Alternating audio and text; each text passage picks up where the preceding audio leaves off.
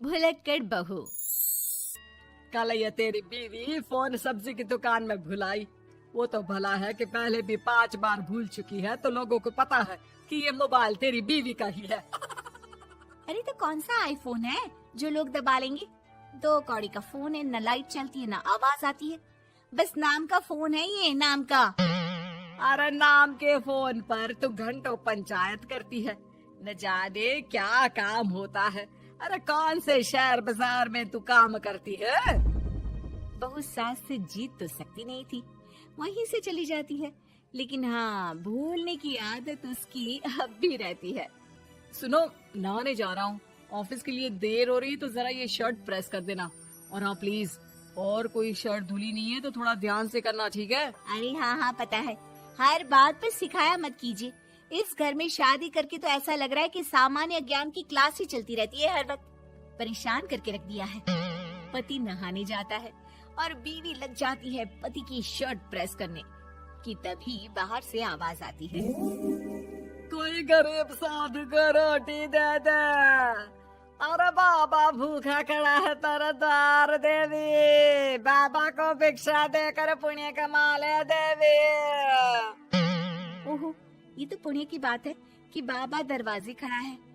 अब इसकी आवाज सासू माँ को सुनाई नहीं देगी, लेकिन मैं और ये कमरे में हल्के से बात कर ले तो क्या, अरे घूसी चली आती है। चलो पहले बाबा को ये रोटी दे देती हूँ। अब क्या था, रिंकी जाती है बाबा को रोटी देने, लेकिन पीछे छोड़ जाती है पति की शर्ट के ऊपर प्रेस, वो भी गर्मा गर्म। अरे बाबा रोटी तो ले लो, बस ये बता दो कि मेरी किस्मत कब जगेगी। ससुराल में हालात टेबल टेनिस के बॉल की तरह हो गए हैं, कभी कोई इधर फेंकता है तो कभी कोई उधर फेंकता है, कोई इधर मारकर उधर फेंक देता है। समझ में ही नहीं आ रहा कि ये भूलने की आदत कैसे ठीक होगी। कोई उपाय हो तो बता दो ना बाबा। बाबा घर के अंदर देखते हैं तो 1 घंटे बाद टीवी पर गजनी फिल्म शुरू होने वाली होती है। याद है ना, गजनी फिल्म जिसमें आमिर खान को भूलने की बीमारी होती है और वो हर बात को लिख कर याद रखता है। अरे बेटे, हम बाबा हैं, हर किसी सवाल और जीवन में दुख परेशानी का निजात है हमारे पास। तुम एक काम करो, 1 घंटे बाद टेलीविजन के सामने बैठ जाना और जो फिल्म देख रही हो ना देख लेना, तुम्हें तुम्हारे सारे सवालों के जवाब मिल जाएंगे। अलग निरंजन, निकालो खाना, सलाह देने की दक्षिणा भी। अरे बाबा, जीवन से ये वाली समस्या खत्म हो जाए तो समझिए मेरे घर से आपका लंच पैक शुरू, वो भी बिल्कुल फ्री में। तभी अंदर से पति के जोर जोर से चीखने की आवाज आती है। अरे क्या मजाक बना रखा है तुमने? ये क्या है, पूरी शर्ट जला दी। तंग आ गया हूँ मैं तुम्हारी भूलने की आदत से। हे भगवान, ये मेरा गधा जैसा बेटा सारा दिन जितनी कमाई नहीं करता उतना तो ये लड़की नुकसान करवा देती है। बाबा, लग रहा है कि कोई कांड हो गया है अंदर मुझसे। अच्छा मैं ना 1 घंटे बाद बैठ जाऊंगी फिल्म देखने, विदा लीजिए अब तो आप। जैसे ही वो घर के अंदर जाती है, सामने पति खड़ा होता है फटी शर्ट पहनकर। माफ करिए, पापा आ गए थे दक्षिणा के लिए। अब कर्म और धर्म का लेखा जोखा भी तो संभालना है ना जीवन में, तभी तो चली गई थी उन्हें रोटी देने। वैसे खुशी की बात है, बाबा ने कहा है कि 1 घंटे बाद टीवी देखना है और टीवी देखते ही मेरी ये बीमारी का निजात निकल जाएगा। हाँ, और जो नुकसान हो गया है यहाँ, वो क्या तेरा जोगी बाबा भरेंगे? देखिए प्लीज, शर्ट बदल लीजिए ना।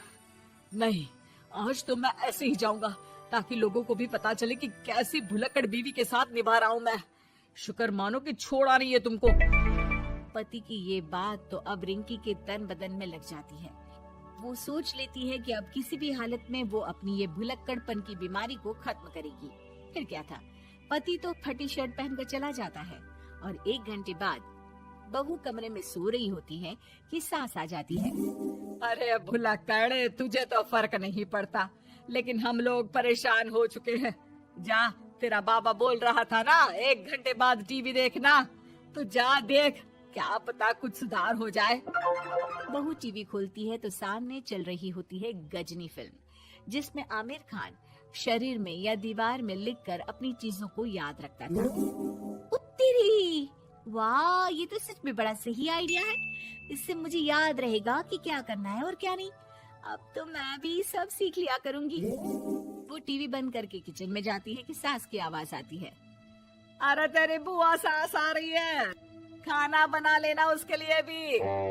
जी माँ जी, बिल्कुल बना लूंगी। और सुन, वो कल वाला जो आटा बचा था ना, उसकी 2 रोटी बुआ सास के लिए बना देना।